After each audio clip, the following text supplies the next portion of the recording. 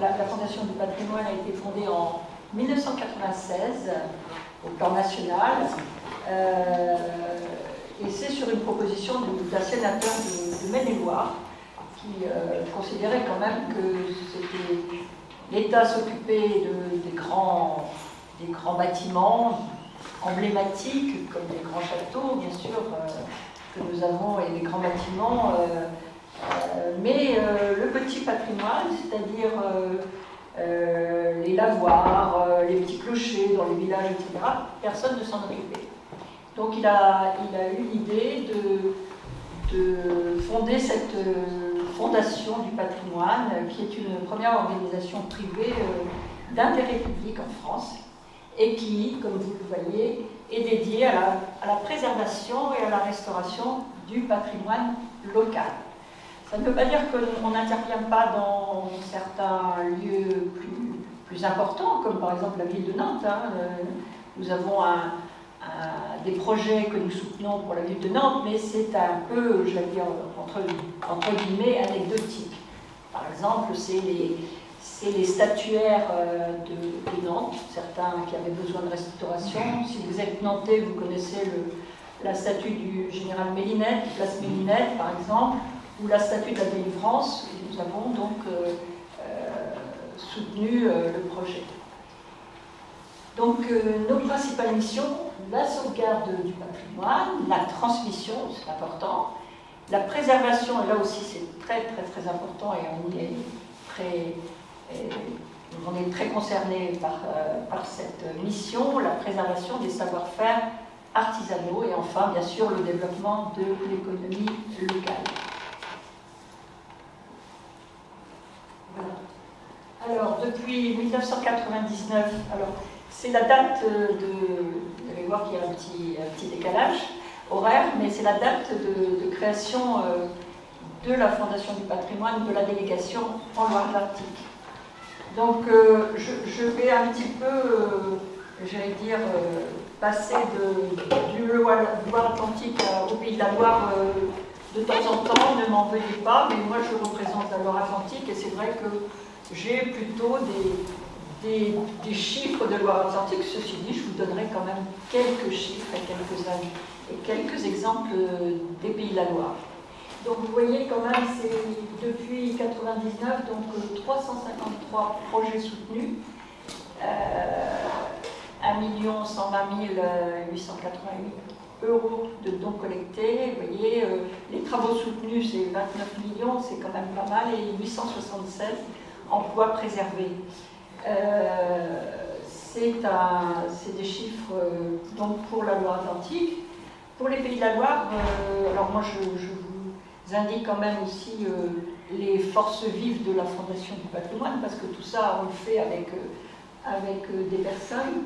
Il y a 3 salariés pour les Pays de la Loire, basés à Angers, 80 bénévoles, dont je suis, 65 mécènes. Et nous avons soutenu donc 182 projets,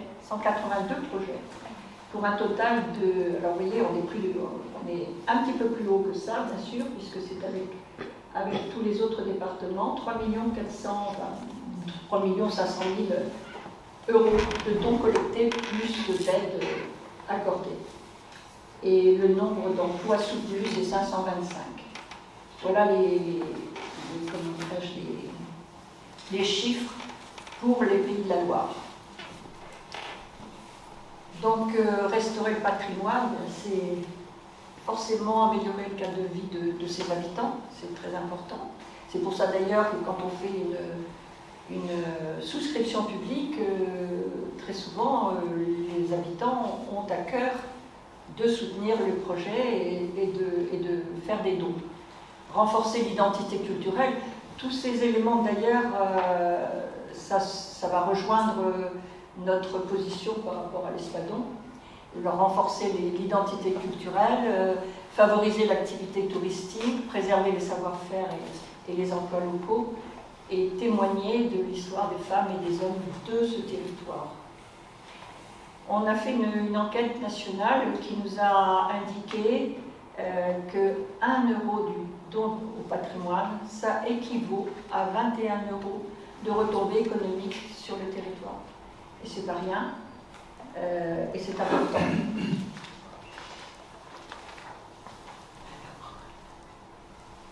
Voilà.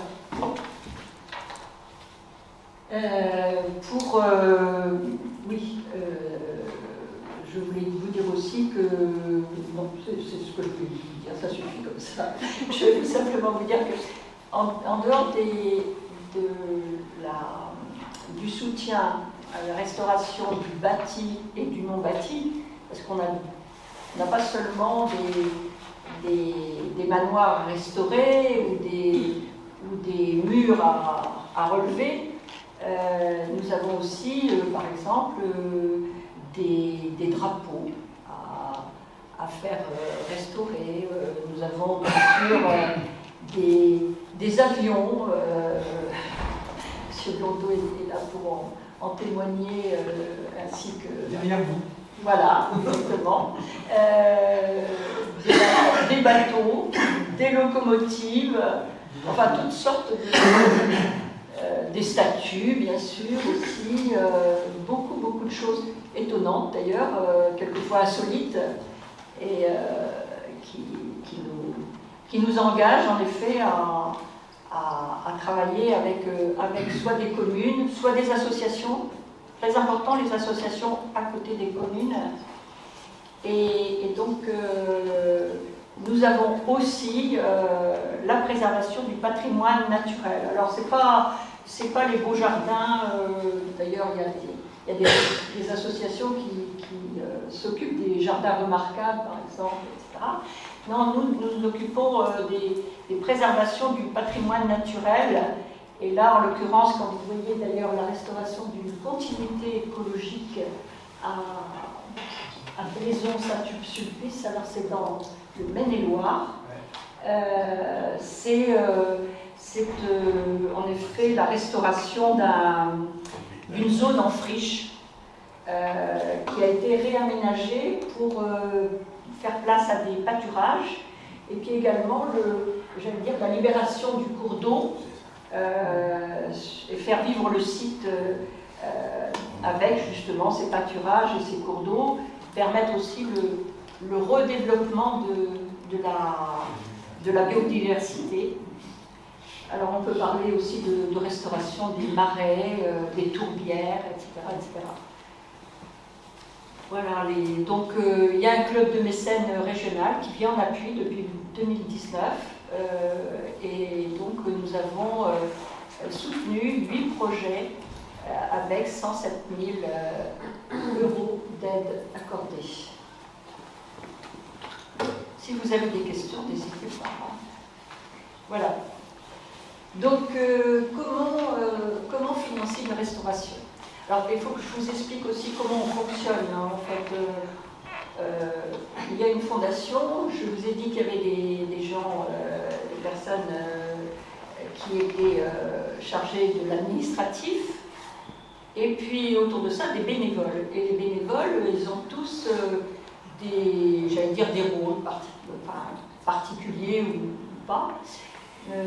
En ce qui me concerne, j'ai été dans un premier temps, je suis depuis 7 ans à la Fondation du patrimoine en tant que bénévole. J'étais au début chargée du club de mécènes, la création du club et de l'animation du club, et ensuite, comme je voulais un peu aller sur le terrain, je suis maintenant déléguée de pays sur la zone Sillon-Estuaire. Mais nous avons tous en effet une zone particulière qu'on nous attribue, soit par nous, soit parce qu'on est situé dans ce coin-là, soit etc. etc. Moi j'habite Nantes, c'est pas forcément d'en face, je suis pas très loin quand même de ce territoire-là. Donc nous fonctionnons tous alors par département aussi. Et puis nous prenons contact avec les communes, avec les associations, nous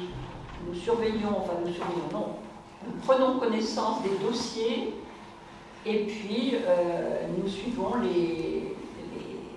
les dossiers jusqu'à la fin. Ça peut être soit une collecte de fonds, une souscription publique que nous faisons avec une commune et une association, ou une association. Et puis aussi des labels.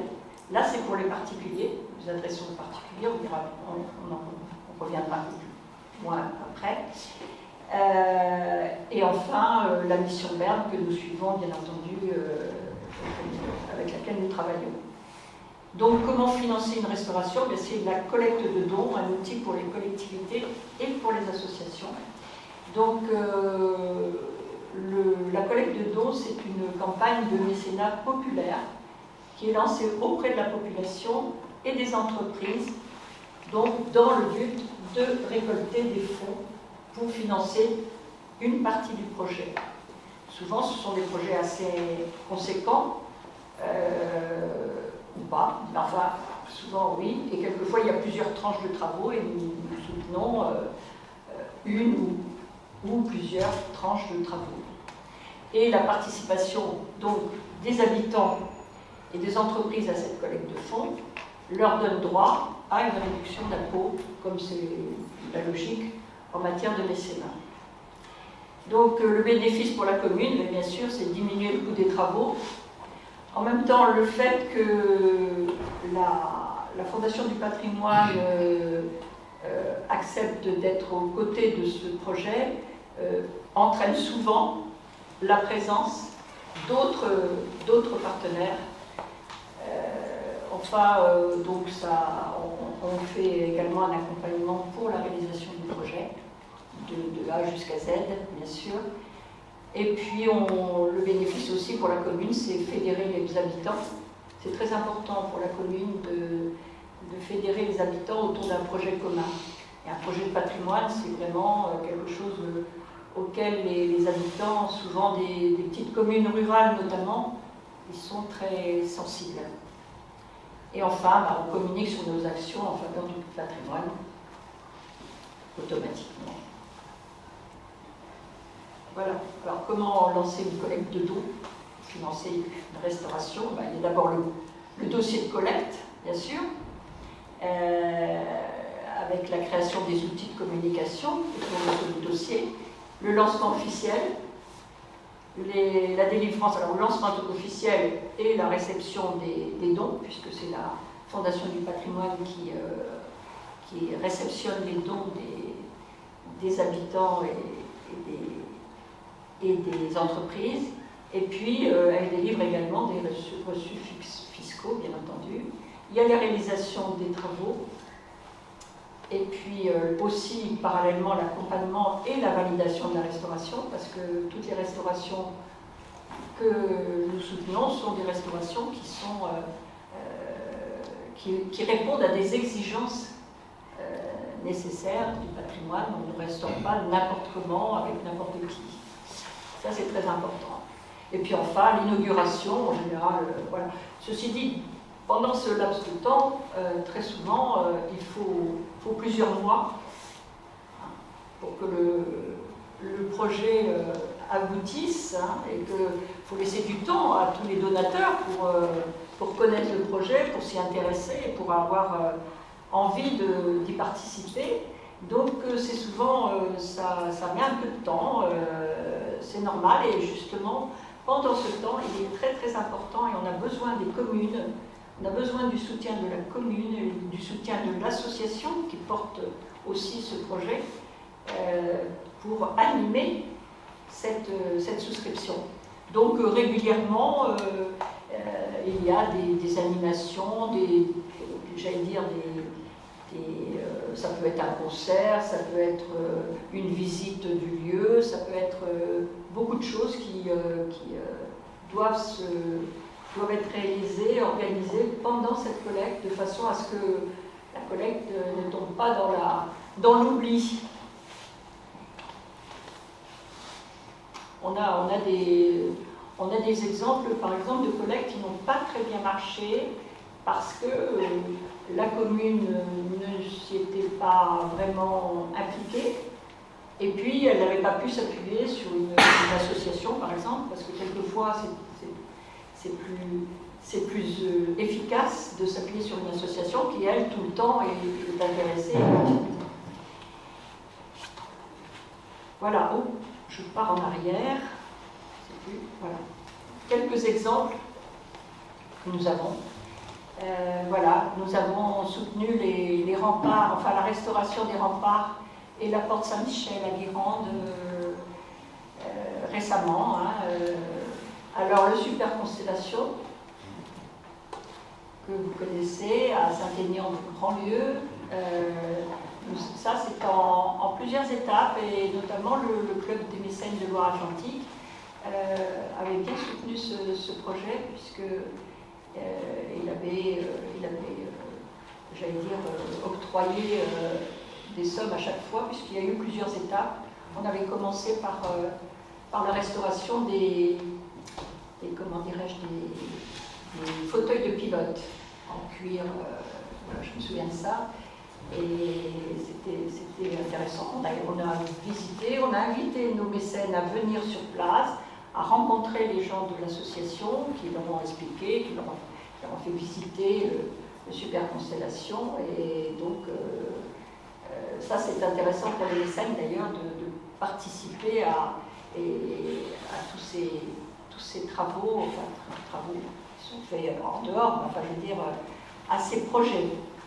Les vitraux de l'église Saint-Léger à Orvaux, c'était un dossier dont on ne savait pas forcément s'il allait bien marcher, parce que l'église à Orvaux, c'est pas forcément, elle fait pas le plein tous les dimanches par exemple, et on avait un petit peu le souci de se dire peut-être que il faudra peut-être beaucoup de temps pour arriver à obtenir au moins, parce qu'il faut arriver à au moins 5% du montant escompté, donc il faut quand même que... Et là on a eu énormément on a été très surpris, et finalement, vous savez, c'est des lieux qui ne sont pas forcément Orvaux, très proche de Nantes, une ville qui n'a pas forcément un patrimoine extraordinaire, et c'est peut-être pour ça d'ailleurs que les gens sont attachés à cette église qui est quand même pas forcément toute récente, et finalement on a eu énormément de dons, et de ce fait-là, on a pu également faire une deuxième souscription pour l'orgue qui est dans cette église. Voilà. Alors ça, c'est des bonnes surprises du patrimoine, justement, où on s'aperçoit que finalement, c'est pas forcément là où on pensait qu'on allait avoir beaucoup de succès. Et bon, c'est vrai aussi, et là c'est encore une église, c'est vrai pour l'église du Pouliguen, qui a vraiment bien marché au niveau de la souscription publique, et ça grâce à une association qui était et une commune qui était très investie. C'est toujours comme ça, c'est pas la Fondation du patrimoine qui va être, comment dire, le moteur, c'est souvent la commune et l'association ou les associations qui peuvent œuvrer. Le patrimoine rural, donc vous voyez, un presbytère à Coucreuil, le Couroun au Croisic. Voilà, on a ces exemples de comment dirais-je, de réussite et de souscription publique. On parlera après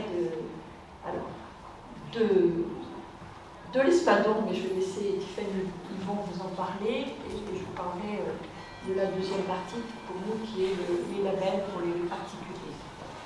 Voilà. Bonjour.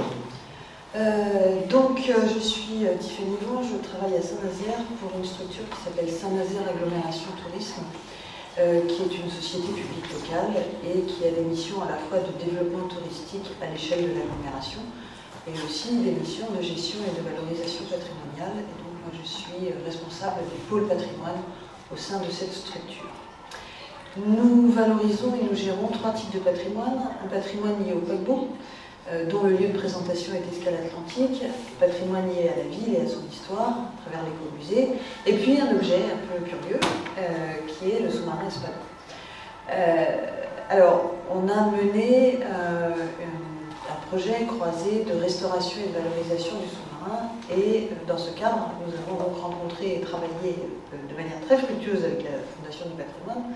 Donc je vais vous parler un peu de ce projet et de ce que l'on a fait avec la Fondation du patrimoine. Est-ce que c'est ça? Oui, ça marche. Alors, juste le contexte et les motivations du projet. Vous avez ici une photo du sous-marin après restauration. Il est noir et il est beau. Un sous-marin, c'est un objet exceptionnel et ça l'est doublement pour nous.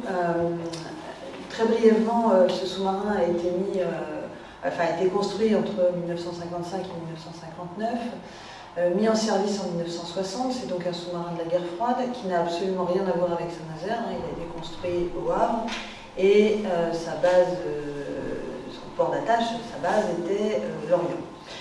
Ce sous-marin a été désarmé en 1985 et la ville de Saint-Nazaire, sur proposition du ministre de la Défense d'alors, l'a acheté au franc symbolique à l'époque.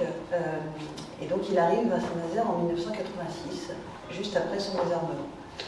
Et dès qu'il arrive, il est inscrit dans les collections d'Écomusée, qui est le musée de France. Enfin, à l'époque, on ne parlait pas encore du musée de France, mais qui est aujourd'hui le musée de France.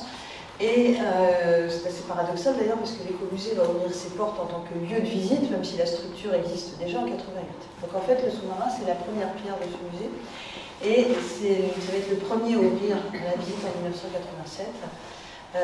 C'était alors le premier sous-marin visitable de France. Aujourd'hui, il y en a 3 autres. C'est, depuis qu'il est ouvert, un succès qui ne se dément pas. Un sous-marin, c'est un capital sympathie énorme, et ça nous a bien aidé. Et c'est un objet de fascination pour les petits et pour les grands.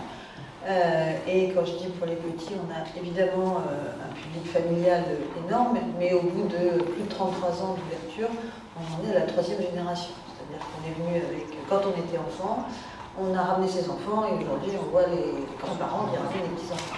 On est vraiment sur un objet qui est totalement approprié par beaucoup de visiteurs. Et alors il a quand même cette particularité, c'est qu'il est objet de collection, il est inscrit dans les collections du musée. Alors c'est le plus gros et on n'en veut pas de plus gros, parce que c'est quand même très compliqué un objet de ce type dans des collections du musée.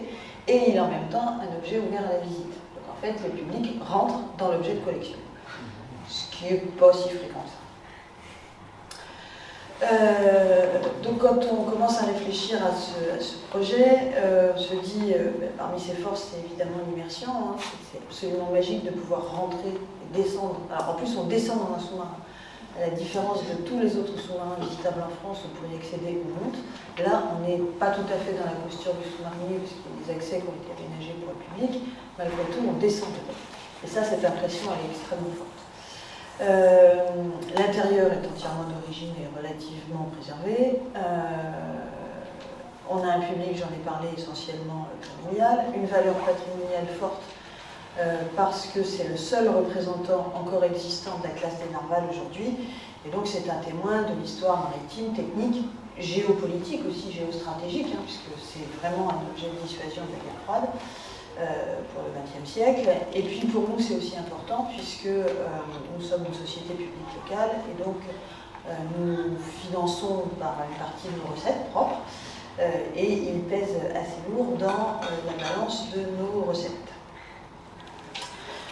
Par contre, on constatait un certain nombre de problèmes et particulièrement son état de conservation. Un mauvais état extérieur, vous avez là une photo avant restauration, vous ne voyez pas grand-chose. Mais on avait des présences de corrosion extrêmement importantes sur la partie émergée. Alors sur la partie immergée, on ne savait pas trop, mais sur la partie émergée, ça se voyait, c'était net.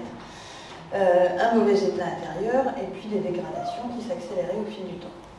Une capacité de fréquentation un peu limitée, une accessibilité restreinte. En même temps, c'est un sous-marin, donc chose qu'on ne peut pas faire. Un positionnement stratégique, puisque depuis son ouverture en 87, je vous ai dit, il y a 3 autres sous-marins qui ont ouvert, le plus récent étant la Flore à Lorient, et qui remonte à moins d'une dizaine d'années. Et puis, toujours son poids dans notre économie, puisque c'est donc un potentiel de ressources important. Et de là est né un projet avec 3 ambitions. Une ambition culturelle, assurer la pérennité patrimoniale de cet objet, et par aussi un contenu précis et de grande qualité.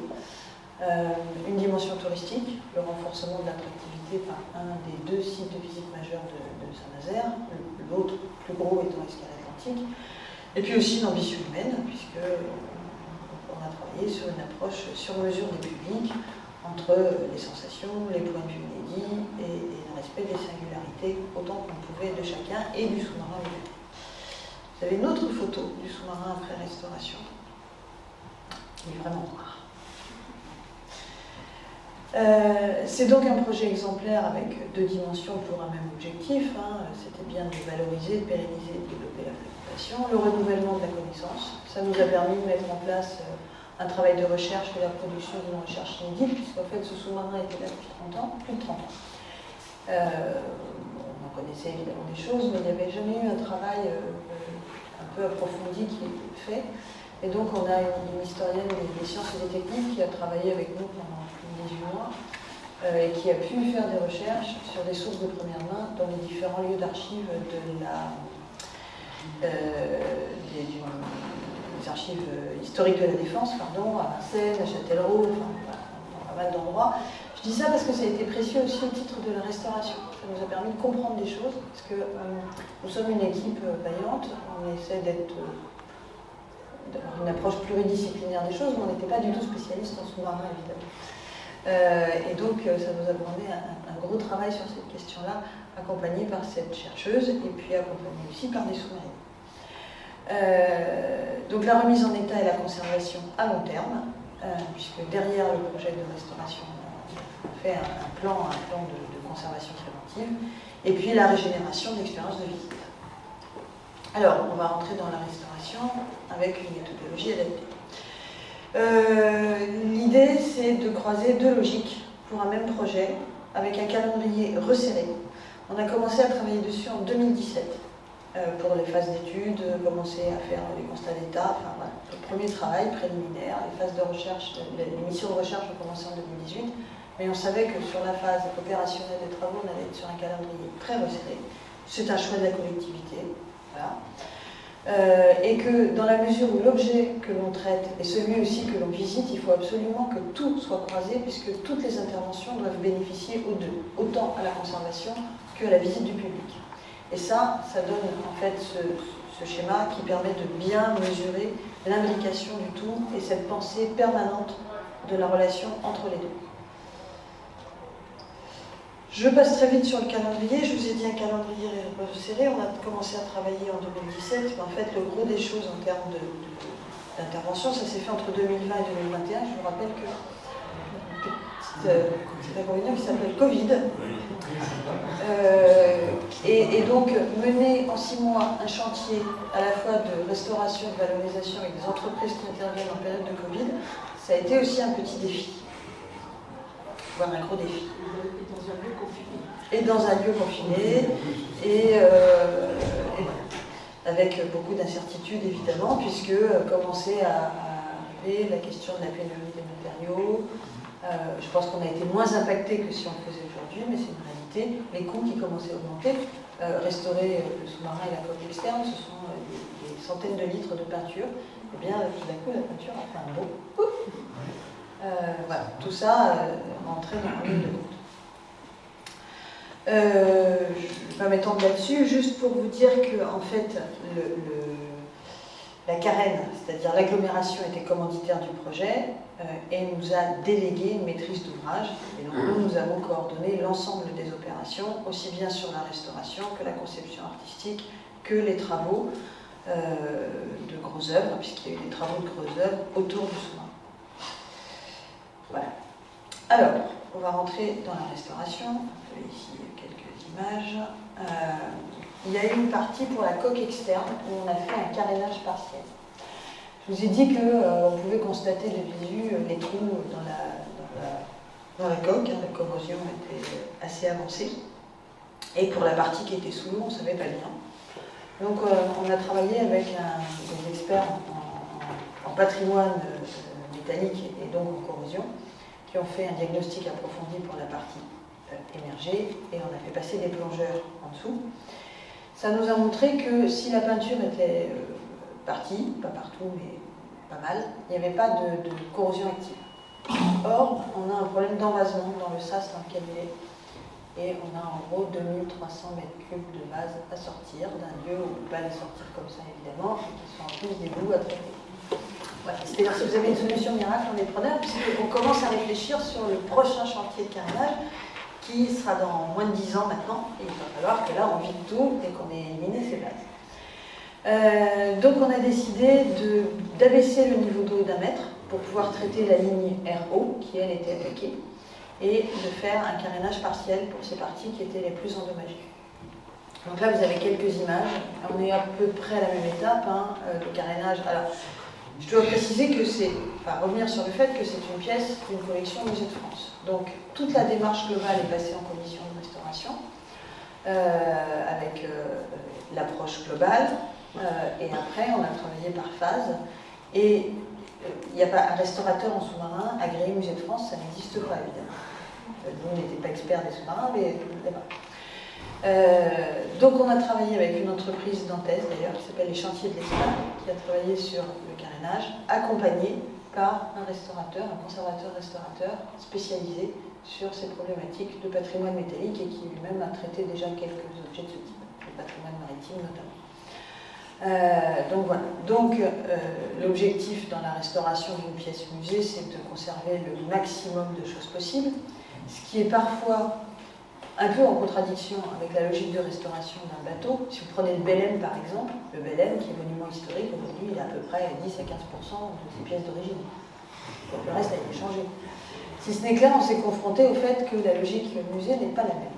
Et ça a été des discussions assez intéressantes de ce point de vue-là, parce que forcément, quand la tôle est rouillée et que vous avez un trou, il faut changer le morceau de tôle qui est rouillé et remplacer un trou par un plat. Il n'y a pas de solution.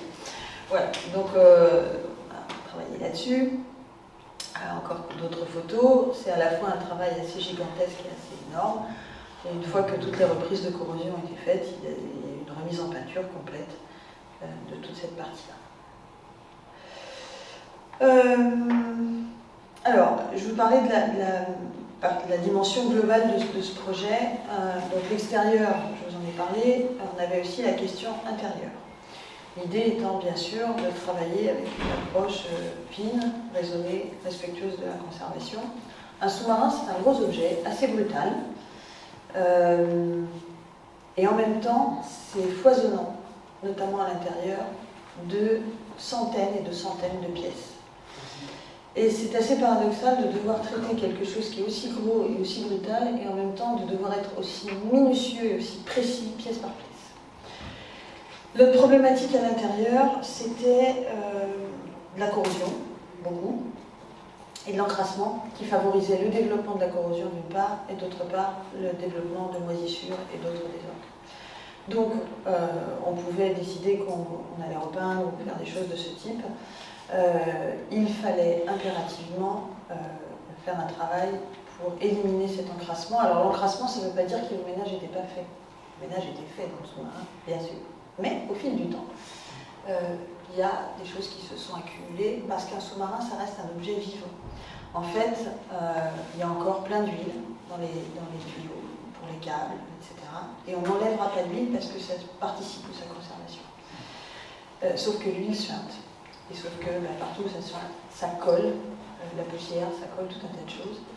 Et au bout de 30 ans, ça n'avait jamais été nettoyé réellement de fond en comble. Vous imaginez un peu les choses. D'ailleurs, vous allez même les voir, c'est assez spectaculaire. Donc, on a construit une méthode sur mesure pour l'extérieur du sous-marin et pour l'intérieur. Et l'intérieur, c'est assainir, nettoyer, restaurer. Voilà. C'était vraiment les trois phases. Et évidemment, la restauration, en tant que geste du restaurateur, ne pouvait avoir de sens que si on avait fait les phases précédentes. Et les phases précédentes ont été bien sûr validées par ces mêmes restaurateurs qui sont intervenus. Alors c'est un chantier qu'on a mené nous, avec l'appui d'entreprises et puis aussi d'anciens sous-mariniers. Pas que des anciens sous-mariniers d'ailleurs, des sous-mariniers de réserve d'actifs dans cette association. Et en tout cas des sous-mariniers qui avaient navigué à bord du sous-marin. Et ça aussi, ça a été très précieux parce que nous, quand on voyait un truc un peu inquiétant avec grosse tache d'huile, on disait « Oh, qu'est-ce qui se passe ?» Je disais « Non, non, vous inquiétez, tout va bien. » Ok, cool, d'accord. Et ils nous ont permis de comprendre en fait beaucoup de choses sur le fonctionnement. Et puis, je vous ai dit, c'est beaucoup d'éléments. Un sous-marin, c'est multimatériaux. Donc, on est dans les années 60, on a des matériaux composites. Donc, on a du métal, des métaux, des textiles, du cuir, des synthétiques, formica, sky, enfin, voilà. Donc, de l'alu, une complexité aussi à titre de matériel. Donc là, vous avez quelques exemples de ce que ça donne un sous-marin encrassé, puis un sous-marin moins encrassé. Voilà. L'intérêt de ça, c'est que ça a permis ensuite de mieux serrer les vrais désordres, parce qu'il pouvait être des désordres apparents, mais n'étaient pas. Et tous les gens qui ne sont pas spécialistes du sous-marin, mais qui le connaissaient, et ça c'est aussi assez intéressant, c'est qu'ils nous ont dit, mais en fait vous l'avez agrandi. Non, pas du tout, on l'a nettoyé. Voilà. Et quand on voit sur le côté, on a l'impression de quelque chose qui est très attaqué par la corrosion, et en fait c'est surtout l'encrassement, et donc ça permet après de différencier les interventions. Alors c'est une équipe dédiée qui a travaillé dedans. Là l'idée c'est un peu chercher Charlie, parce qu'en fait il fallait être extrêmement souple, voire fluet pour passer partout, parce qu'il faut passer partout. Voilà, c'est à peu près 6 mois de travail. Tout ça c'est fait concomitamment, c'est-à-dire qu'on a fait l'extérieur en même temps que la partie intérieure, et les interventions de restauration pure, on les a phasées avec une partie avant la réouverture et une partie qui s'est faite à l'automne dernier, en janvier, etc. Quelques chiffres, rien que sur l'assainissement.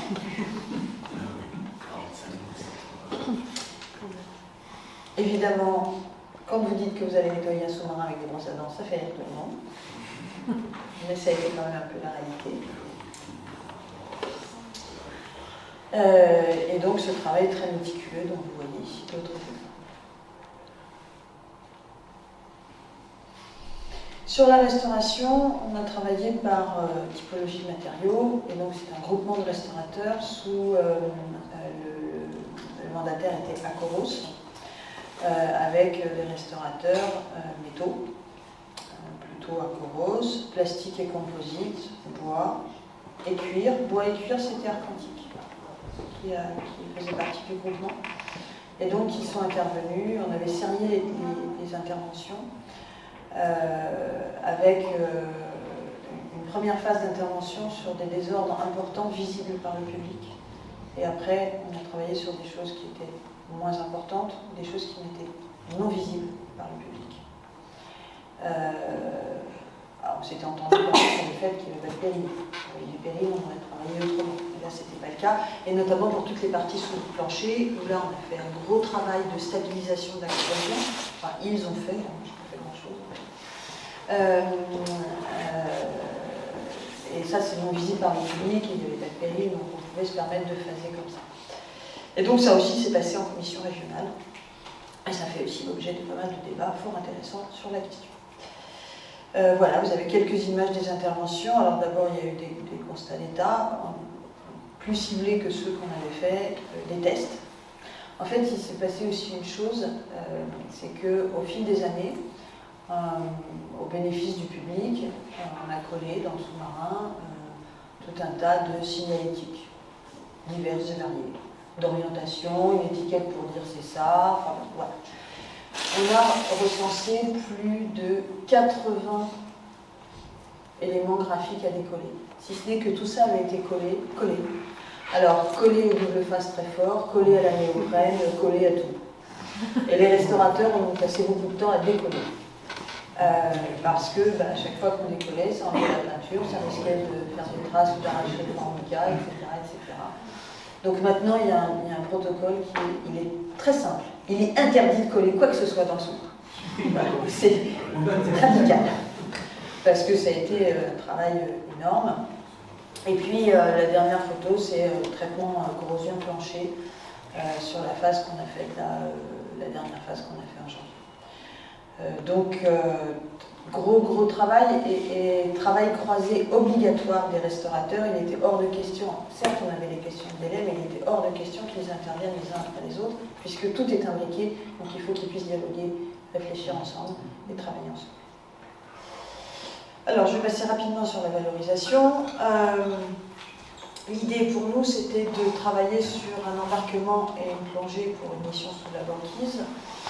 Ce sous-marin, donc je vous ai dit, mis en service en 1960, va participer en 1964 à la première expédition vers le pôle Nord de la Marine nationale française, qui sont des missions expérimentales. La première, c'est vraiment une mission expérimentale, c'est fait pour tester les hommes et le matériel. On ne sait quand même pas trop ce que ça va donner. Et évidemment, tout ça est extrêmement stratégique, puisque dire en tant que Marine nationale française, on a atteint le pôle Nord, et derrière, c'est des questions des communications. Hein. Voilà, c'est important. Et on a de la chance que le sous-marin ait participé à cette mission. Et donc on s'est dit, nous, on va prendre cet axe-là, qui était déjà un peu dans la visite précédente, mais on va le renforcer. Et ça nous permet aussi de nous différencier par rapport aux autres sous-marins visitables. La flore, ils sont vraiment sur le vécu des sous-mariniers. À Paris, à la Villette, sous-marin de poche. Bref. Il est vraiment sur la dimension technique, et puis celui qui est à Cherbourg, c'est le sous-marin Leclerc, il est plutôt autour de cette dimension-là, c'est la génération. Et donc, partant de là, on a fait un projet pour permettre au public d'abord de voir le sous-marin sous plusieurs angles. Auparavant, on ne voyait que sur un seul quai et que sur à peu près un tiers de sa longueur. Donc on a créé une passerelle, créé un ponton flottant, ce qui fait qu'aujourd'hui on en fait quasiment le tour et on le voit à différentes échelles. Ça, c'est vraiment formidable pour le public. On a retravaillé les scénarios, on a contextualisé la guerre froide. Je ne vais pas rentrer là-dedans, ce n'est pas le sujet du jour. Évidemment, tout ça dans une mise en son et en lumière qui permet d'avoir une approche de ce sous-marin avec un objectif absolu. On ne voulait pas un show autour du sous-marin, puisque l'objet qu'on regarde, c'est le sous-marin. L'objet qu'on vient visiter, et toutes les enquêtes qualitatives qu'on avait faites auprès du public nous disaient ça. Ce qu'ils voulaient voir, c'est le sous-marin. Donc tout le travail, ça a été de renforcer, de mettre en avant la qualité du sous-marin et pas d'avoir 45 projecteurs autour qui font tout un tas de choses, ce n'était pas le sujet. Voilà, vous avez ici un exemple où on a une projection qui contextualise le sous-marin restauré, et on a aussi une projection sur le massif, mais côté ponton flottant, donc on ne le voit pas en arrivant, c'est un peu la surprise, parce que le massif, c'est toujours pour le public, c'est qu'est-ce que c'est, qu'est-ce qu'il y a dedans, et pourquoi vous le cachez. Enfin, on ne le cache pas, vous ne pouvez pas aller dedans. Donc en fait, on a fait une projection comme si c'était une radiographie, et ça permet de voir les appareils qui sont dedans. Et on a travaillé sur un nouveau scénario pour la visite audio guidée, pour les adultes autour d'un narrateur qui a réellement existé, hein, qui s'appelait Marc Lawrence, et qui a fait partie, qui était reporter pour l'armée, pour un magazine qui s'appelait Terre et Mer, qui a disparu depuis, et qui a accompagné la mission Banquise. Et puis, pour les enfants, un narrateur adapté aussi, qui est le plus jeune membre d'équipage, le Bidou. Voilà. Et des choses qu'on a construites à partir de la recherche, à partir des sous-mariniers, je vous passe. Alors, on en arrive à la Fondation du patrimoine et à ce partenariat extrêmement stimulant. Juste pour vous donner une échelle, c'est plus le budget exact, on a dépensé un peu plus de sous aujourd'hui. Mais en gros, ça vous donne les répartitions pour la restauration et la sauvegarde. On est sur un budget autour de 450 000 € hors taxes. Qui est un budget qu'on a relativement bien tenu. Ce côté restauration. J'ai fait 488, moi. Mais bon, j'avais 448. Ah oui, non, oui, on en est. Alors, ce sont des financements croisés. On a bénéficié des financements d'État avec le plan de relance, lié au contexte. Ça, c'est une chance, et on sait qu'on ne l'aura pas toujours. Des financements du ministère de la Culture au titre de l'investissement sur cet objet, essentiellement sur la restauration, un tout petit peu sur la valorisation. Le Conseil régional des Pays de la Loire au titre du tourisme, le Conseil départemental de Loire-Atlantique, la Carène, bien sûr, la ville de Saint-Nazaire et la Fondation du patrimoine. Ce que je vous ai mis, c'est le panneau des mécènes et des financeurs qui est dans le lieu. Ce qui est intéressant, c'est toutes les petites lignes que vous n'avez pas lues, puisque, à moins que ce soit des dons anonymes, ce sont toutes les personnes qui ont donné au titre de la Fondation du patrimoine. Je vais rebondir sur ce que disait Madame Clignot-Lescornec. Travailler avec la Fondation du patrimoine, il faut travailler. C'est-à-dire qu'on a été très bien accompagnés de ce point de vue-là. D'abord, on a rencontré votre homologue en fait, local, M. Boulet, et tout de suite, il nous a dit on peut faire plein de choses. Un sous-marin, nous, on était un peu dubitatifs, parce qu'on s'est dit sous-marin, peut-être quand même. Voilà. Mais non, pas de problème, on y va. Mais il va falloir que vous communiquiez. Et donc là, vous avez une reproduction du flyer que l'on a fait, qui était disponible en version numérique et qui était largement distribué. Donc ça, c'est notre production. Évidemment, on l'a financée. On a évidemment organisé une conférence de presse, mais à chaque point de presse qu'on a fait ensuite, on en a reparlé. C'était présent sur notre site web Saint-Nazaire Renversante. On a fait une newsletter à notre fichier de contact, et on a dû en faire même plus qu'une. Des visites du chantier pour les entreprises du territoire, des pages spéciales dans le dossier de presse nationale. C'était une opération d'envergure pour la collectivité, donc on a eu un accompagnement par un attaché de presse professionnel. Mais on était aussi dans une très bonne période, puisque dans les actualités nationales, on parlait beaucoup du Covid et de tous les problèmes du Covid, et les journalistes cherchaient d'autres choses. Et en fait, on s'est aperçu à cette occasion que les médias nationaux regardent beaucoup ce que fait la Fondation du patrimoine. Et c'est comme ça qu'ils sont venus vers nous. C'est pas parce qu'ils ont entendu parler du sous-marin, c'est parce que, comme ça. Ils nous ont contactés d'ailleurs avant qu'on lance le dossier de presse nationale. C'est parce qu'ils regardent ce que fait la Fondation du patrimoine et ils nous ont dit bon, on a déjà traité des châteaux, des églises, des vitraux, un sous-marin, c'est génial. Voilà. Et c'est comme ça qu'on a vu arriver des journalistes de TF1 pour un 20h. Alors, un 20h de TF1, c'est une très grosse audience. Là, je vous ai mis une capture d'écran d'un JT de 13h sur France 2, c'est pas mal aussi, France 3 et puis tout un tas d'autres. Voilà. Donc, ça veut dire que... alors après, ça dépend évidemment de l'échelle du projet, hein, mais il faut être opiniâtre sur la communication et il ne faut pas attendre que tout vienne de la Fondation du patrimoine, c'est pas leur rôle. Et puis, ici, c'est de bonne garde de s'aider soi-même. Donc, voilà. Ça, c'est la page, mais ça, je vous laisserai peut-être en parler. C'est la page, c'est une capture d'écran de la page, cette fois sur le site web de la Fondation du patrimoine. On avait un objectif à 40 000 €, on les a très largement dépassés, donc ça, je vous laisserai en parler. Voilà, donc eux aussi sont relais, évidemment, de l'opération, ils le mettent en avant sur le site.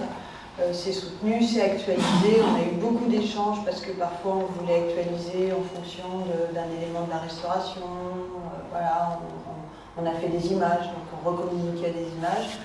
C'est de ce point de vue-là très facile et très fluide de travailler avec la Fondation du patrimoine parce qu'elle connaît ces enjeux de communication très bien. Voilà. Et puis donc, travailler avec la Fondation du patrimoine, ça veut dire être acteur. La Fondation du patrimoine, c'est d'avoir une force de mobilisation et une énorme caisse de résonance. Et donc, si on n'est pas acteur, on n'en profitera pas, je pense.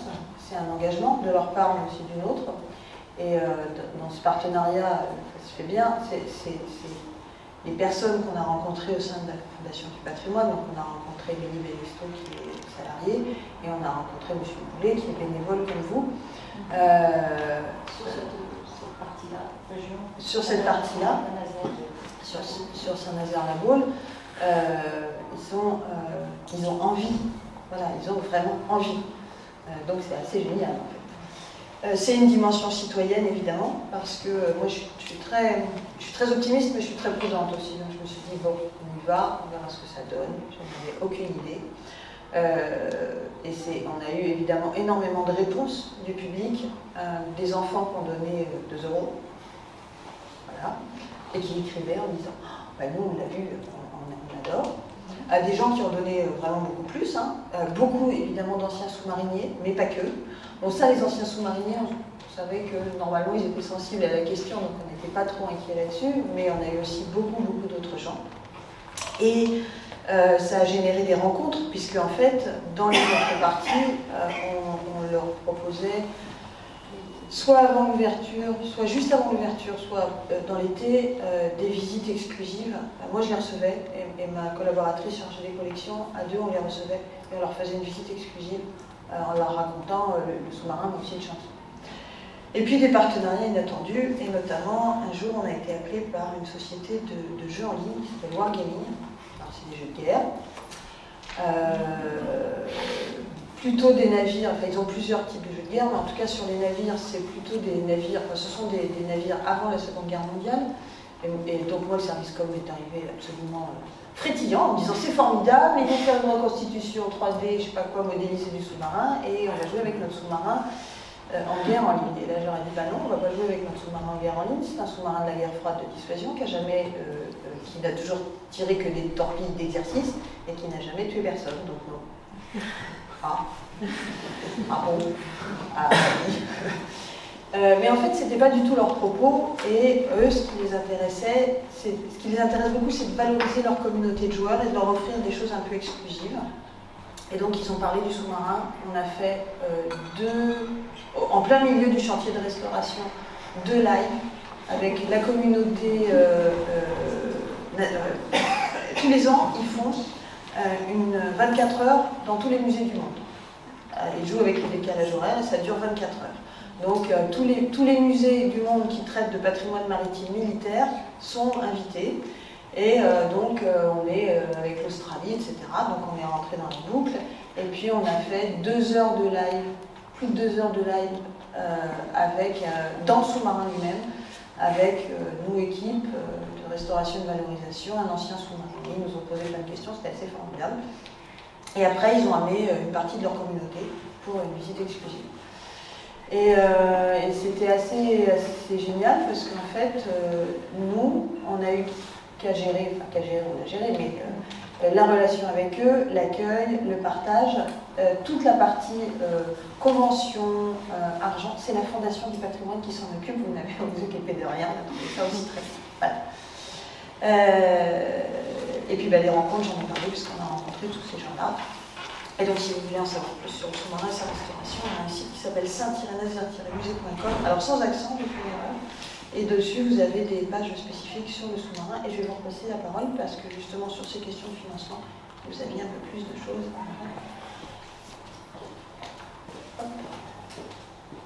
Donc, l'exemple de l'espadon à Saint-Nazaire. Alors, c'est la première fois. C'est la première fois qu'on s'occupe d'un sous-marin. On s'est occupé de plein de choses, mais là, vraiment, le sous-marin, on n'avait pas encore fait ça. Et rien ne nous arrête.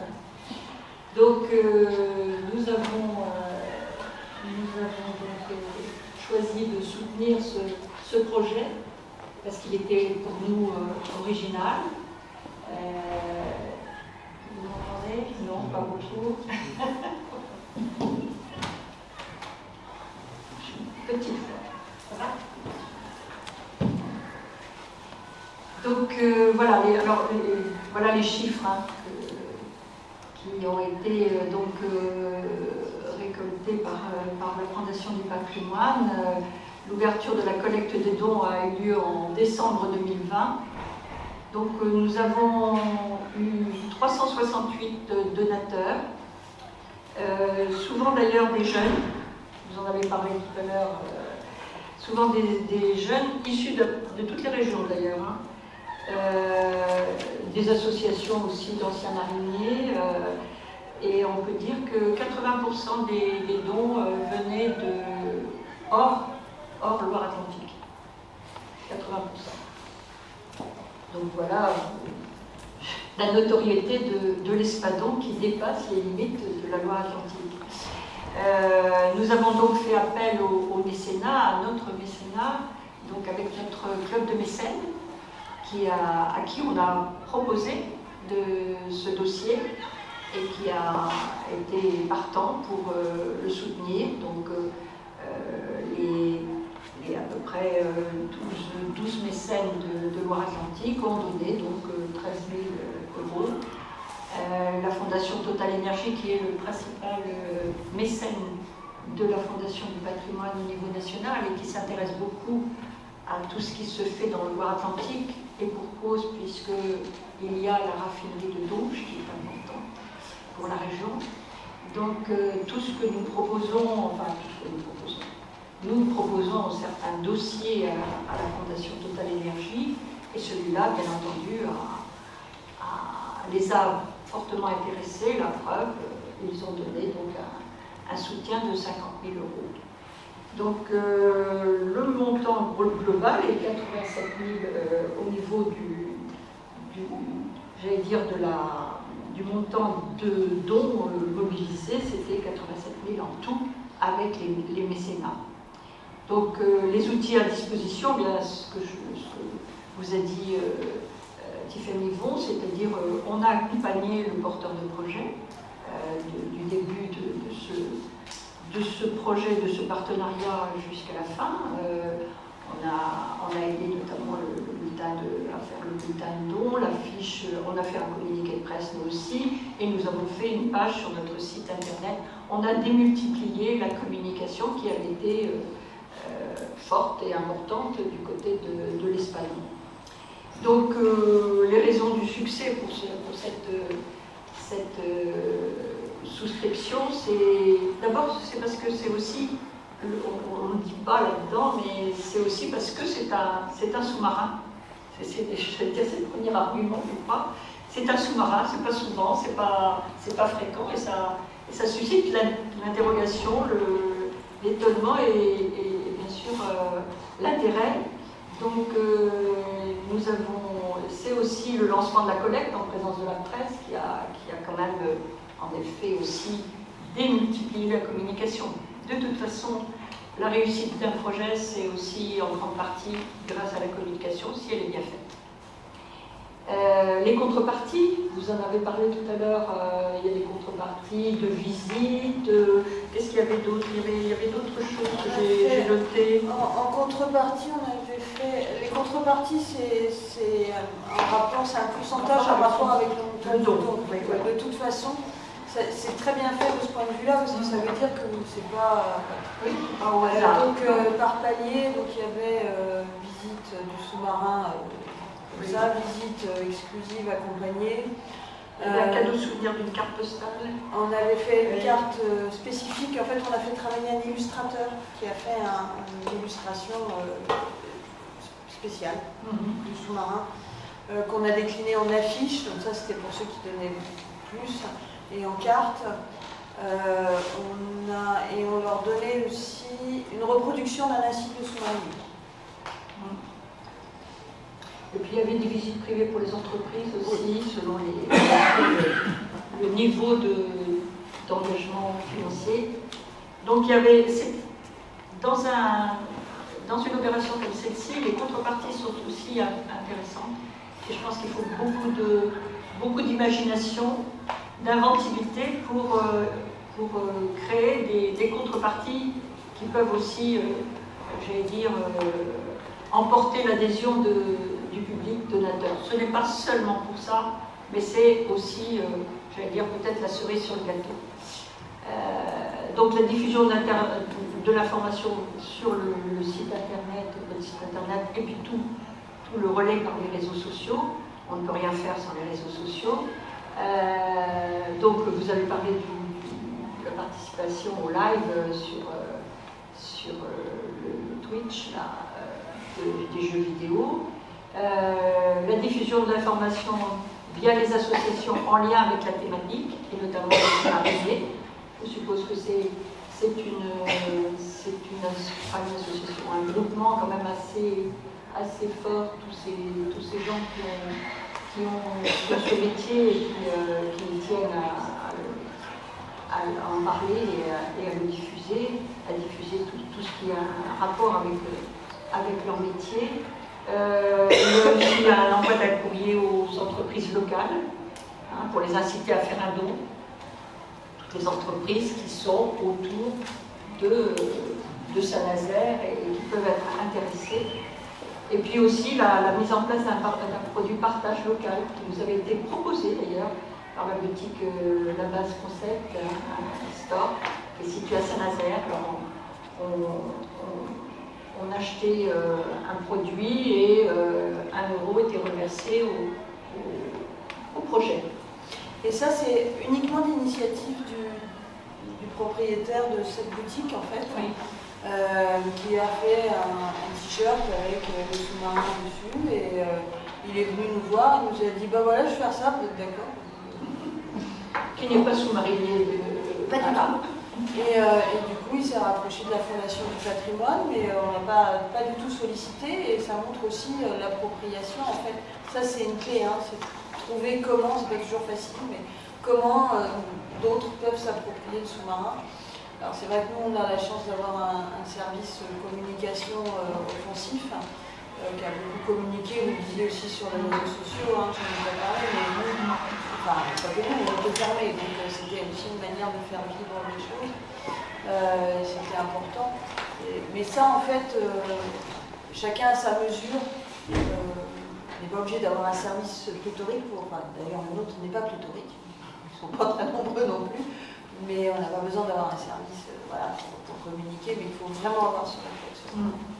Oui, je pense que c'est la raison aussi, une raison importante du succès, c'est l'implication du porteur de projet. Ça c'est évident, et je le disais tout à l'heure, quand le porteur de projet, j'allais dire, est peu engagé lui-même dans la réussite de ce projet, tout au moins de cette souscription, on a du mal vraiment à parvenir à récolter des dons. Ça c'est clair, on est deux à s'engager dans cette affaire et dans cette aventure de la souscription.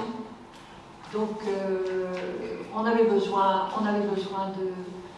de l'Espadon et de l'équipe de l'Espadon pour réussir. Et ça a été le cas. Donc et puis on était contents à la Fondation du Patrimoine d'avoir réussi cette première opération sur un sous-marin. Voilà, on n'avait pas encore fait le sous-marin. Voilà, alors je vous rappelle les mécènes nationaux au plan national de la Fondation du Patrimoine. Voilà, c'est quand même, vous savez, en premier, l'État de l'énergie, puis AXA notamment, et puis bien sûr le groupe FDJ, évidemment. Et puis les mécènes locaux, c'est tous nos clubs en Pays de la Loire. En Pays de la Loire, c'est la seule région où nous avons, puisqu'on a 22 délégations régionales, c'est la seule délégation qui a un club de mécènes par département. Alors, à géométrie variable, puisqu'ils ne sont pas tous du même nombre, mais voilà, ils sont beaucoup plus importants, par exemple dans le Maine-et-Loire, où nous avons beaucoup d'actions dans le Maine-et-Loire. Alors, je vais peut-être vous parler de... Vous ne m'avez pas posé la question, mais j'y réponds quand même. Et qu'est-ce qu'on fait pour les particuliers? Parce que là, on a parlé de communes, d'associations, et moi, je ne vous ai pas encore parlé des particuliers. Alors, il y a des particuliers qui ont des bâtiments. Ça peut être un mur, ça peut être je sais pas, une chapelle, ça peut être plein d'autres bâtis ou non bâtis. Et donc la Fondation du Patrimoine s'intéresse aussi à eux. Nous leur permettons, alors, sur présentation de leur dossier, une déduction d'impôt de 50% sur les revenus pour les travaux extérieurs. Et puis, sous certaines conditions, une subvention et même l'accompagnement de notre club de mécènes si cela convient et si cela intéresse le mécène. Alors vous voyez que ce dispositif est octroyé et c'est une spécialité de la Fondation du Patrimoine, la seule qui peut offrir une défiscalisation située donc sur des communes pour des immeubles qui sont situés sur des communes de moins de 20 000 habitants. Avant c'était 2 000, maintenant c'est 20 000 habitants, ou situés en site patrimonial remarquable. Voilà. Donc la Fondation du Patrimoine apporte ses conseils, son expertise, avec bien entendu la vision et la surveillance ou le contrôle des bâtiments historiques et notamment de la DRAC. Il est octroyé à des propriétaires privés. Comme bien entendu, il doit avoir un intérêt patrimonial, il doit être vu depuis la voie publique, parce que évidemment c'est une défiscalisation d'impôts, c'est quand même j'allais dire, l'État, qui offre cette défiscalisation, donc nous, pour des travaux extérieurs, il faut que tout un chacun puisse voir ce bâtiment. C'est pas toujours le cas. J'ai vu le cas notamment, je me souviens, à Saint-Étienne-de-Montluc, où il y avait une maison du début du siècle qui était très belle, très intéressante, avec des travaux qui pouvaient être importants mais nécessaires. Et malheureusement, elle était située dans une voie très passante. Et malheureusement, il y avait toute une haie, mais très dense, très importante, qui malheureusement était toujours là à tous les mois de l'année, et donc on ne voyait pas la propriété, donc on n'a pas pu accorder ce label pour que tout le monde puisse en profiter. Et puis bien entendu, il y a respecter l'architecture d'origine, pas de PVC évidemment, vous voyez ce que je veux dire, ou d'agrandissement d'ouverture, etc. Il faut bien sûr respecter l'architecture d'origine. Voilà, donc on a beaucoup d'ailleurs, celui qui est venu voir l'Espadon et vous accompagner, c'est celui qui s'occupe beaucoup de la Baule et notamment des villas de la Baule qui sont remarquables. Et la Fondation du patrimoine a accompagné à peu près une centaine de dossiers sur la Baule. Il y a énormément de villas qu'on ne voit pas forcément. Alors je ne parle pas du Remblai, hein, évidemment. Mais plutôt à l'intérieur de la Baule, il y a énormément de jolies villas qui méritaient d'être restaurées, mais c'est quand même c'est lourd comme budget. Voilà, la maison traditionnelle adhérente, rien à voir avec les villas de la Baule, vous voyez. Ou alors un détail de mur à restaurer à Clisson, un mur qui tombe, bien, il y en a qui sont, il y en a souvent des murs de pierre.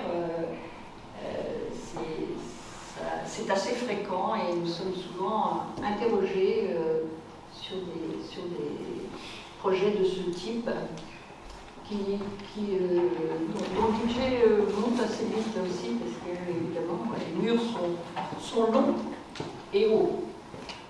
Pas trop haut d'ailleurs pour qu'on puisse voir aussi le bâtiment. Voilà. Alors nous avons une dernière action qui est certainement la plus médiatique. Vous connaissez tous évidemment la mission Stéphane Bern. Alors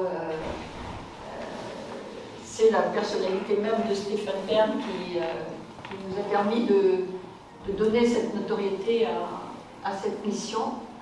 Et vous voyez que tous les ans, je ne sais plus depuis combien de temps, mais ça fait déjà un petit moment, la Fondation du patrimoine intervient, étudie les dossiers, participe à la sélection. Nous avons eu 6 projets qui sont soutenus tous les ans dans les Pays de la Loire, 5 projets départementaux et un projet régional, donc chaque année. Et jusqu'à présent, 33 sites ont été aidés en Pays de la Loire. Et vous voyez, pour 5,3 millions d'euros en 5 ans. Chercher le temps de la mission, et c'est quelque chose qui marche très bien, qui est très soutenu par la presse notamment, très médiatisé, et ça nous permet quand même de compléter les ressources pour la mission que nous avons de restaurer le patrimoine local. Voilà, alors je vais passer là-dessus sur le portail du patrimoine qu'on a lancé récemment et qui récupère toutes les informations, pas seulement sur la Fondation du patrimoine, mais tous ceux qui œuvrent sur le patrimoine. Donc avec des contenus très variés et très denses, très riches. Et je vous encourage à aller le consulter. Voilà. J'ai terminé. Je ne sais pas si vous avez des questions. J'avais une question concernant les budgets, parce que j'imagine qu'avant qu'on vienne vers vous les structures ont déjà, voilà, on attend de budget pour restaurer ça qu'on veut voir. Est-ce qu'à un moment vous vous dites, voilà, par exemple, c'est hors de nos limites et donc on ne peut pas soutenir, ou comment vous évaluez la faisabilité, on va dire, du projet? Alors, d'abord, nous intervenons avant le lancement des travaux. Ça, c'est clair.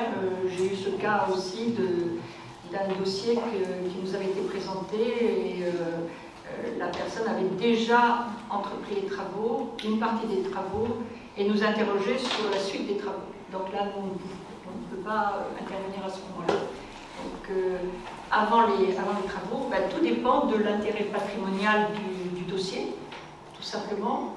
Et puis, c'est la porte d'entrée de notre intervention. Et ensuite, nous sommes toujours très heureux de recevoir des dossiers qui ont un intérêt pour une région, pour une commune. C'est évident. Donc, nous sommes toujours. Et les gens ne pensent pas forcément à interroger la Fondation du patrimoine. Donc,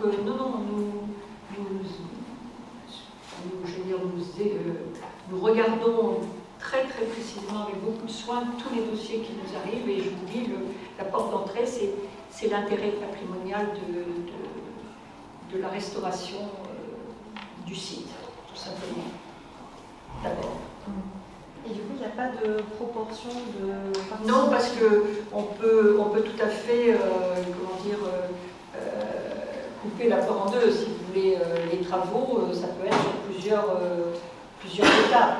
On ne peut pas envisager, par exemple, des collectes de dons qui atteindraient des sommets astronomiques, surtout en ce moment où les gens regardent à deux fois leur porte-monnaie. Vous pensez bien que non. Mais dans ces cas-là, s'il y a un véritable intérêt, s'il y a une nécessité, s'il y a une urgence,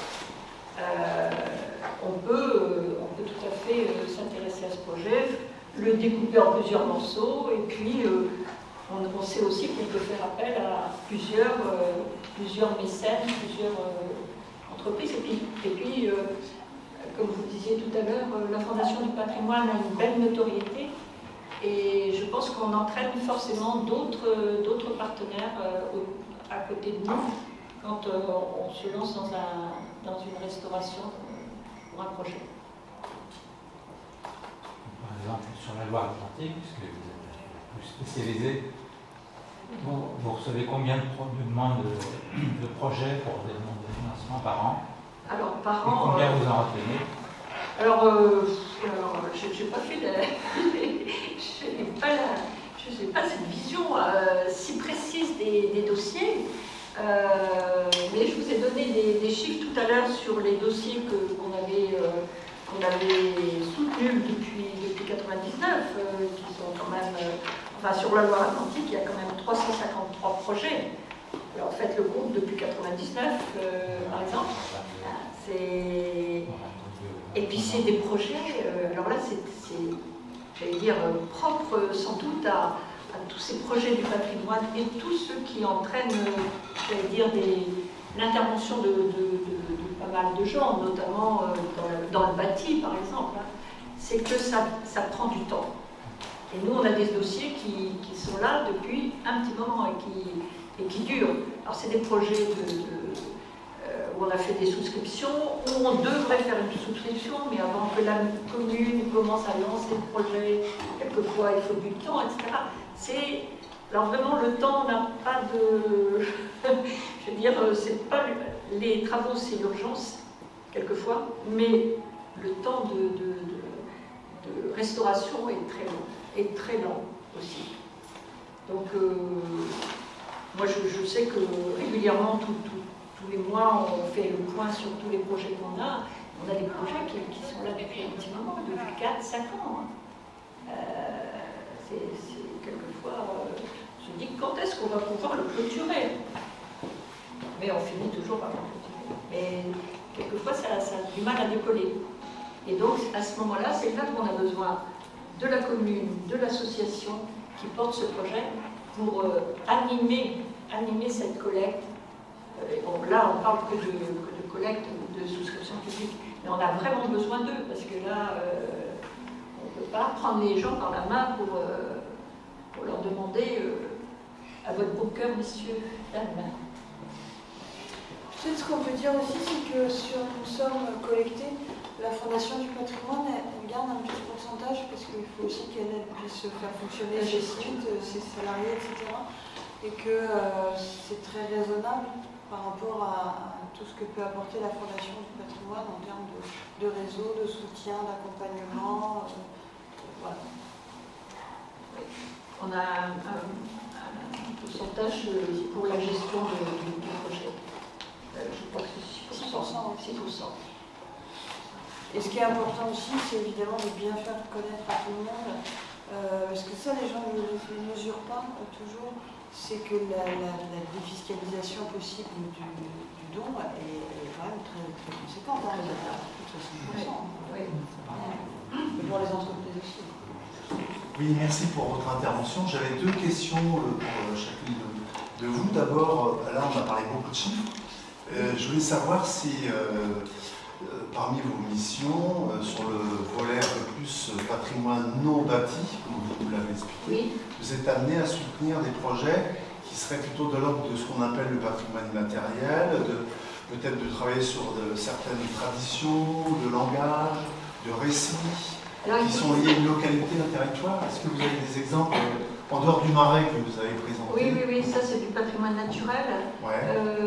Non, je n'ai pas d'exemple en tous les cas, à ma connaissance, pour notre région, à la fois la région du Pays de la Loire et la Loire-Atlantique. Je n'ai pas d'exemple de soutien à la conservation d'une langue. Est-ce que par exemple, le processus de restauration avec les différents intervenants ne peut pas envisager d'être intégré aussi à l'histoire de ce sous-marin, de faire partie aussi de la narration de cette restauration? C'est-à-dire que là, on a dans votre exemple un personnage qui est sous-marin, son histoire, est-ce que ça peut rentrer en ligne de compte, ou alors ça ne rentre pas du tout dans les cases, dans les critères? Oui, c'est-à-dire comment on peut être inventif par rapport plutôt que de rester sur que du bâti. Je sais bien que c'est les châteaux, On n'a pas que du bâti. Hein. Ouais. Non, on n'a pas que du bâti. Je vous ai parlé d'un drapeau, je vous ai parlé qu'est-ce qu'on a eu encore, des choses un peu surprenantes. J'essaie de trouver des exemples, mais j'en ai pas comme ça à première vue. Mais on n'a pas que du bâti, parce que justement, on veut se dégager de ça. Mais on nous interroge et on nous sollicite, surtout pour du bâti, ça c'est clair. Oui, c'est ça. Parce clair. que vous avez cette ouverture-là. Voilà, complètement. Oui. Et puis aussi, je veux dire, ce que fait la Fondation du patrimoine, elle met en relation tous les acteurs d'un territoire pour un projet. Et c'est là la force aussi de la Fondation du patrimoine, parce que du coup, elle n'est pas seule et elle entraîne, alors non seulement par sa notoriété, mais aussi, on sait qu'on peut faire je veux dire, confiance à une fondation du patrimoine qui est notablement connue et reconnue. Alors, donc, on entraîne d'autres à nous. Mais pour répondre à votre question très précisément, je n'ai pas d'exemple comme ça à vous donner. Et c'est dommage parce que je pense que vous en ça doit être, oui. Alors c'est bâti et non bâti, mais aller jusqu'à l'aide ou le soutien à une conservation de langue ou de tradition, je ne sais pas. J'ai pas connaissance de ça. Mais ça doit se faire, hein, je suppose. Hein. Oui, puisque c'est assez ouvert, non bâti, il y a beaucoup de choses. Hein. Puis ma deuxième question, c'était pour madame. Alors je le confirme, le capital sympathie va pour les plus petites tailles. Pour avoir visité les sous-marins, j'ai vu comment c'était, comment on peut souffrir quand on est grand. Je voulais juste savoir, est-ce que vous avez trouvé de l'amiante? Parce que ça fait partie aussi des ingrédients, malheureusement, de cette construction. Et puis ce qui m'intéresserait, c'est que vous pouviez en dire un peu plus sur la façon dont c'est orchestré la narration. C'est-à-dire, si j'ai bien compris, le sous-marin devient un personnage à part entière, C'est lui qui parle, c'est de ça dont il s'agit, non? Vous pouvez nous en dire un peu plus là-dessus? Et les choix aussi, d'un point de vue, je dirais, scénaristique, parce qu'on peut écrire de manière collective, il faut faire des choix à un moment. Sur l'amiante, en fait, il y a eu un peu d'amiante, notamment dans les parties moteurs, mais il avait été désamianté en 2007. Donc en fait, on n'avait pas de soucis de ce point de vue-là, et on a fait beaucoup d'études sur la question du plomb. Et on était partout en dessous d'amiante, sauf sur 3 vannes qu'on a alimentées. Voilà. Alors sur la question du récit et du scénario, en fait, le sous-marin n'est pas le personnage, c'est pas lui qui raconte. Par contre, il est bien au centre de ce que l'on voit. On ne voulait vraiment pas trahir ça et faire qu'on puisse le regarder sous plusieurs angles. Voilà.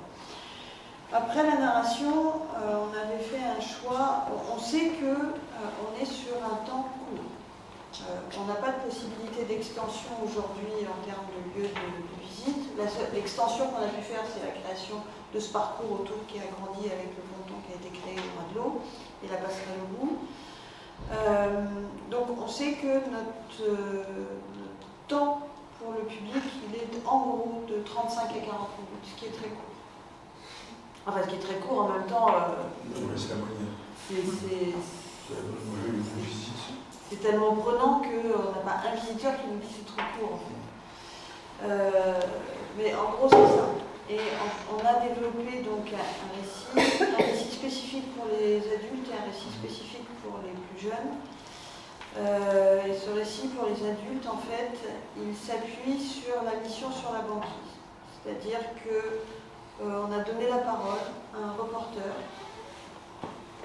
Moi je ne crois pas du tout à l'idée qu'on se met dans la peau d'eux. C'était une question. Les gens vont se mettre dans la peau de sous-mariniers. Pour avoir beaucoup discuté avec plein de sous-mariniers, je vous promets, vous ne vous mettrez jamais dans leur peau, c'est pas possible.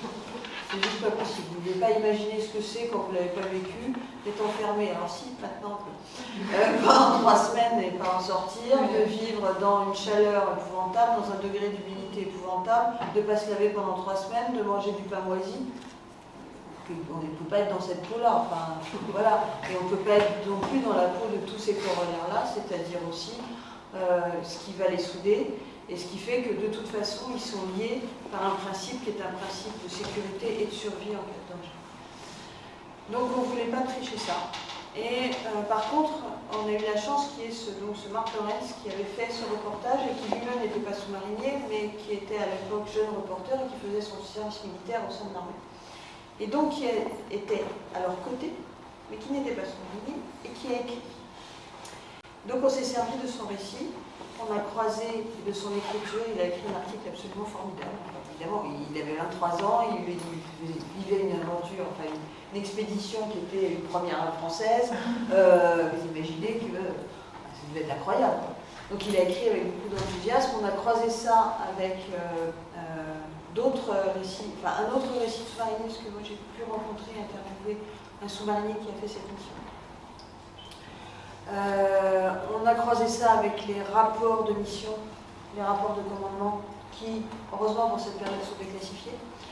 Et on a croisé ça avec toutes les sources qu'on a pu trouver en archive. Voilà. Ce qui nous a permis de raconter ça tout en le tissant avec ce que l'on voit, parce que ce qui est important pour le public, il est sur les lieux, il a les choses sous les yeux. Donc évidemment, c'est une réécriture complète, c'est pas l'article, c'est impossible, parce qu'il faut à la fois vivre le temps de l'embarquement, le temps de la mission, mais en même temps raconter ce qu'on a sous les yeux. Donc ça, c'est vraiment un choix qui a été fait, qu'on a travaillé.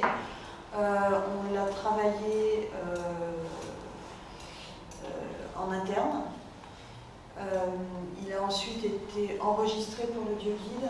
On a fait des enquêtes qualitatives et on a revu une partie des choses parce que c'était parfois trop long, pas rythmé, pas suffisamment précis. Et pour les enfants, en fait, on a travaillé avec KidiClick. Je ne sais pas si vous connaissez KidiClick. C'est une association qui travaille sur le loisir travaille pour et avec les enfants et pour le loisir culturel des familles. Et donc ils ont voilà, c'est assez modeste, mais ils ont un département qui peut accompagner et conseiller sur des missions comme ça. Et donc on a fait faire un travail, on a fait un travail avec eux, et ils sont venus avec des groupes d'enfants d'âge différents. Et on a collecté comme ça les questions des enfants. Ils ne se posent pas du tout les mêmes questions que nous. Par exemple, les enfants, ils disent « Ah, mais il y a plein de trous, pourquoi ils ne coupent pas ?» De fait, on ne se pose pas cette question comme ça. Voilà. Les enfants, ils disent qu'est-ce qu'il y a sous le plancher? Ça, plus ils sont petits, plus ça les intéresse de savoir ce qu'il y a sous le plancher. Les adultes, oui, en hauteur, il y a des choses, c'est plus proche d'eux. Ils vous disent il y a deux toilettes de poulaines dans le sous-marin, et quand ça a été fait en scénographie, il y a une porte qui a été retirée. Et les enfants, ils disent oh, je ne peux pas fermer la porte quand on va aux toilettes. Et ça les perturbe beaucoup. Il y a beaucoup d'enfants qui ont peur que le sous-marin s'en aille, une fois qu'ils sont dedans. Donc en fait, on a construit le discours en intégrant le plus possible toutes ces questions qui étaient revenues. Et là, on est parti, évidemment, ça décrit aussi les endroits du sous-marin. Ça parle un peu de la mission sous la banquise, mais beaucoup moins que dans l'autre. Et c'est le plus jeune membre d'équipage qui s'exprime de manière un peu intemporelle. Et ça, par contre, toute la personnalité de ça a été beaucoup travaillé à partir des témoignages des sous-mariniers qui, de toute façon, ont relu tous les écrits. Et qui sont venus nous voir.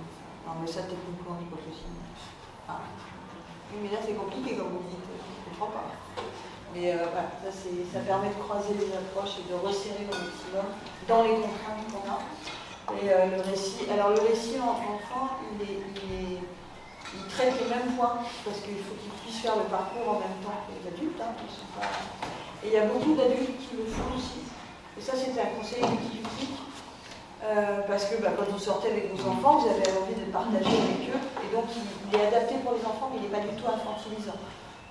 Quand on a commencé à travailler dessus, dans les 100 lignes, il y a eu plein d'idées de la mascotte, de la petite souris, passager clandestin du sous-marin, enfin tous ces trucs-là. Voilà. Et puis ça, c'est un peu infantilisant. Puis d'abord, il n'y a pas de souris, il n'y a pas de sous-marin. C'est pas possible, donc voilà. Mais c'est un peu infantilisant. Et là, en fait, pas du tout. Et les adultes s'y retrouvent aussi beaucoup. Et ça, c'était important. Mais si vous avez des projets comme ça avec des enfants, contactez Kinetic, c'est vraiment des très bons partenaires. Vous avez ces coordonnées? Oui, sur un site internet. Sur un site internet, ça s'écrit K-D-I-K-L-I-K. C'est que des cas en fait. Des cas, et ils sont très disponibles. Il y a des. C'est un peu comme vous, ce sont évidemment des bénévoles, et il y a des représentants par secteur. Donc sur Nantes, il y en a plusieurs. Et ils sont très contents de participer au projet.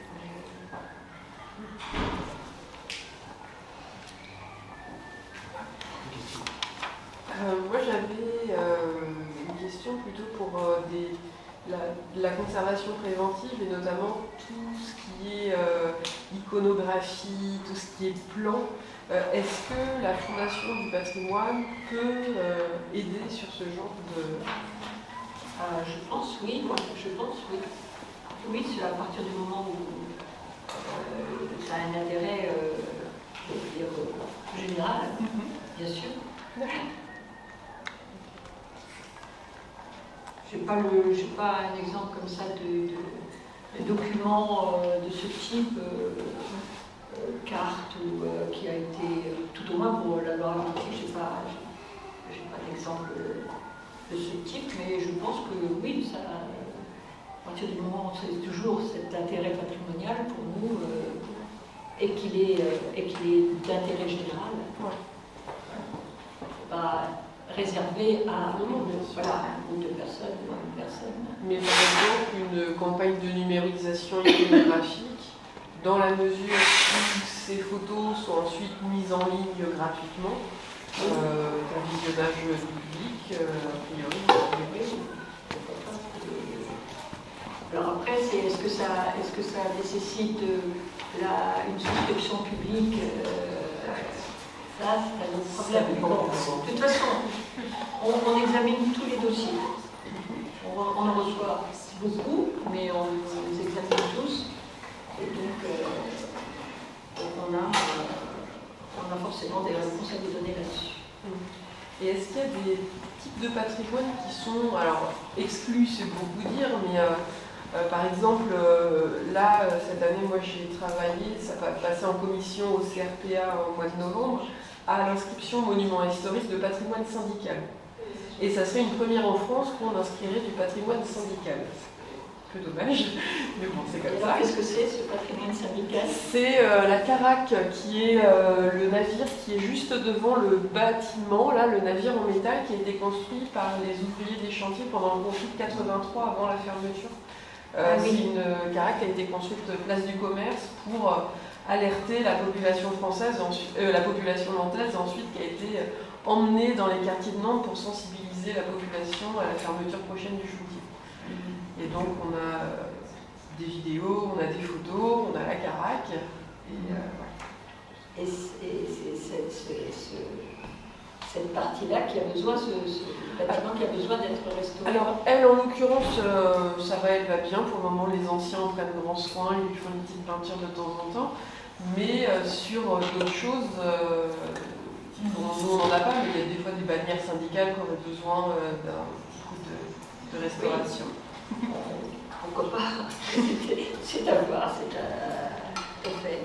On est interrogé sur plein de choses différentes. Vous parliez tout à l'heure du Bélem, on a été interrogé aussi sur le Bélem.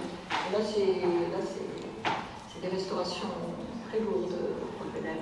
C'est la calmachine. Voilà. Bon, tout est possible. Enfin, tout est possible. Ça se tente. Voilà, il faut envoyer un dossier à la Fondation du patrimoine, à la délégation régionale qui se trouve à Angers. Oui, s'il vous plaît. Donc le Bélem est un monument classé. Oui, c'est une fondation. Alors là, il y a des problèmes juridiques qui rentrent en ligne de compte parce qu'il ne faut pas que les ressources d'un projet, d'un bâtiment dépassent un certain pourcentage en matière commerciale. Alors donc, à partir du moment où c'est 80% de l'activité commerciale, là c'est un petit peu plus compliqué. Donc voilà, il y a des problèmes juridiques. Et le fait d'être classé n'empêche pas la Fondation du patrimoine? Non, c'est arrivé qu'on intervienne sur du classé. Inscrit, classé, mais enfin bon, en général, si on nous interroge pour le petit patrimoine, c'est pas toujours le cas, mais on intervient quand même aussi. Ça peut arriver. Mesdames, merci beaucoup de vos interventions, merci beaucoup de votre présence, la MHT aussi, qui était à la fois intervenant et accueillant. Merci beaucoup, et puis j'espère que cette journée a été d'une grande richesse, enfin pour ma part, oui. Je voudrais féliciter Madame pour l'espadon, parce que je suis un peu patrimoine technique, et là, c'est un bel exemple. Voilà. Bonne fin de journée à toutes et à tous, et puis à bientôt. Merci. Merci.